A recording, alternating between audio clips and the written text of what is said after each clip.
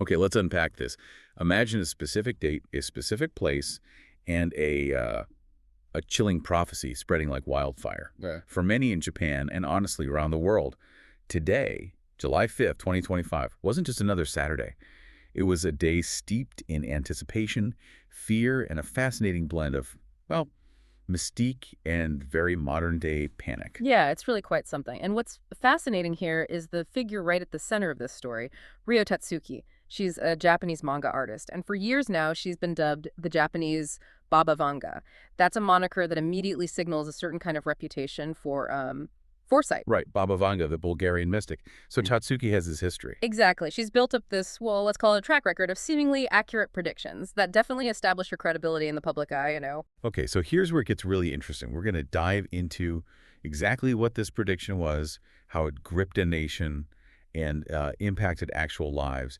And then, crucially, what actually happened on this very specific day. Our mission here is to cut through the hype and understand the reality, pulling out the most important nuggets for you. First, let's get to know Ryo Tatsuki a bit better. So, born in 1970, she gained this extraordinary reputation, mainly through her 1999 manga, The Future I Saw. And when you look at some of the events she apparently depicted, you can really see why she garnered so much attention. It's pretty compelling stuff on the surface. Totally. Like the 1995 Kobe earthquake. Yeah. Just devastating. Over 6,000 people lost their lives. Her manga apparently had a panel hinting at a major tremor in Kobe that specific year. Which is, I mean, quite specific. And then, maybe even more strikingly, the 2011 Tohoku earthquake and tsunami. We all remember that. The destruction, Fukushima. Her work, published way before, had these visions that many people later interpreted as predicting it, huge waves hitting the coast. Right. And it wasn't just earthquakes, was it? No, that's the thing. There are claims her manga depicted a new virus spreading globally. People obviously connected that to COVID-19 later on. And, believe it or not, she's also linked to foretelling the deaths of really high-profile figures, like Princess Diana in '97 and Freddie Mercury back in '91. Wow. That's quite a list. It is. It's a track record that certainly builds a powerful narrative, isn't it? Yeah. Makes you see why people might pay attention. Absolutely. It creates this this almost irresistible story around her, which brings us right to the prediction for today. July 5th, 2025. And what's really important to grasp here is that this wasn't some, vague fortune cookie message. No, not at all. Tatsuki's forecast was incredibly precise and, frankly, terrifying.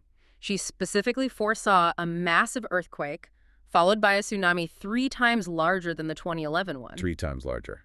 That's almost impossible to even picture. Exactly, a scale that would just dwarf that already horrific event. And she even illustrated the trigger mechanism, a specific seabed crack, she said, forming between Japan and the Philippines, unleashing these enormous waves that would engulf cities, landmarks. Like Tokyo districts underwater. Things like that. Precisely. Those kinds of concrete, really alarming details, the date, the scale, the cause, that's what made this forecast so impactful. It just lodged itself in the public mind. So, okay, what does this all mean when a prediction like this from someone with her, let's say, reputation gains traction? As July 5th got closer, the panic wasn't just online chatter. It felt real, tangible. You could sense it building? Definitely. Social media platforms were just buzzing.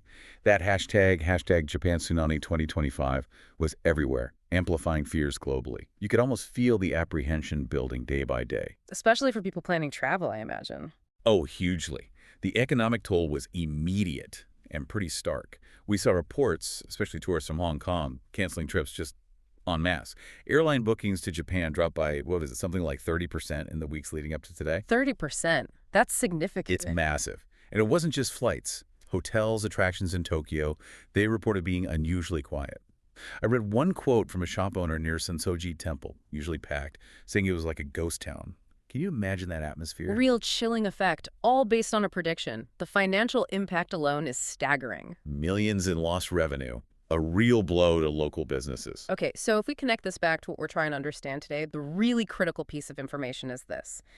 As of, 06.49 PM IST today, July 5, 2025, no major earthquake or tsunami has occurred in Japan. Right. The big one didn't happen. It didn't. Official channels, news reports, they all confirm no significant seismic events related to this specific prediction. There were some general warnings about possible earthquakes elsewhere, sure, but nothing tied to Tatsuki's specific doomsday scenario. The predicted cataclysm simply did not materialize. Okay, so let's unpack that. How can someone seem to have such accurate past predictions, or at least predictions people believe were accurate, yet this one falls so flat? And maybe more importantly, why did these prophecies gain so much traction when, science tells a very different story? That's the core question, isn't it? It's complex. It feels like there's a disconnect. You mentioned the rain in Seattle analogy before we started recording. Like, predicting rain in Seattle isn't that impressive because it rains there a lot. Is it similar with earthquakes in Japan? That's a really good analogy, actually. Japan is incredibly seismically active. It's on the Pacific Ring of Fire. Earthquakes are, sadly, a fact of life there. So predicting an earthquake in Japan at some point isn't exactly pulling a rabbit out of a hat. It makes the hits seem more plausible. Exactly. It lends this veneer of credibility. But what's fascinating is the unwavering consensus from, the actual experts. Seismologists, agencies like the Japan Meteorological Agency, people like Dr. Kenji Satake at the University of Tokyo, they're all emphatic. Predicting earthquakes with exact dates, times, magnitudes, it's simply beyond our current scientific capabilities. It's impossible with that kind of specificity. So the science is crystal clear. Absolutely. The Earth's crust is just too complex, too chaotic. We can identify high-risk zones, estimate long-term probabilities, but pinpointing the when, like Tatsuki did, no. Her track record likely owes more to, coincidence, maybe some vague interpretations after the fact, and the sheer inevitability of some seismic events happening in Japan. It's less clairvoyance, more confirmation bias. Confirmation bias. Yeah. Focusing on the hits, ignoring the misses. Yeah. The Texas sharpshooter thing you mentioned. Precisely. Fire the gun first, then draw the target around the bullet holes. You remember the hits because they fit the narrative you want to believe. Okay, but here's where it gets really interesting for me. Even without the actual disaster, the prediction itself had a huge impact. For a nation like Japan that lived through 2011, the memory is so raw. It makes that better safe than sorry logic really powerful, doesn't it? Incredibly powerful. It drives behavior. People canceled trips. Businesses lost money. The fear had real economic consequences. And social media just poured gasoline on that fire. Completely. It amplified everything. Unverified claims, rumors. It turned one manga artist's vision into this global phenomenon almost overnight. The speed and reach are just astounding. It highlights how quickly misinformation can spread and cause tangible harm. So how did the authorities handle this mounting pressure? Well, Japanese officials, including people like Miyagi Governor Yoshihiro Murai, whose area was hit so hard in 2011, they really worked hard to calm nerves. Their message was consistent. Ignore the rumors, trust official sources, rely on the science. Easier said than done when fear takes hold, I guess. Very much so. But they were proactive. The government even rolled out things like discounts and reassurances to try and counteract those booking drops, to try and mitigate the economic damage.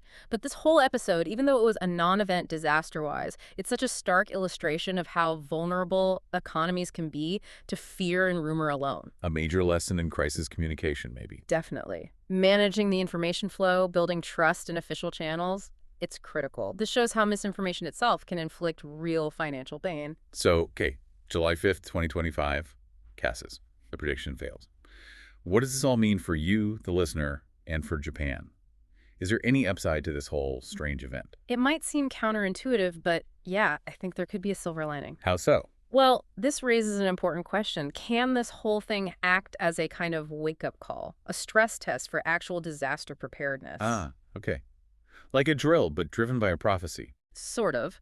Experts see it as a valuable, if unusual, opportunity to reinforce the real safety measures. Things like earthquake drills, making sure your emergency kit is stocked, knowing your community response plan. It's about being ready for actual risks, not just prophesied ones. So using the hype to reinforce genuine preparedness.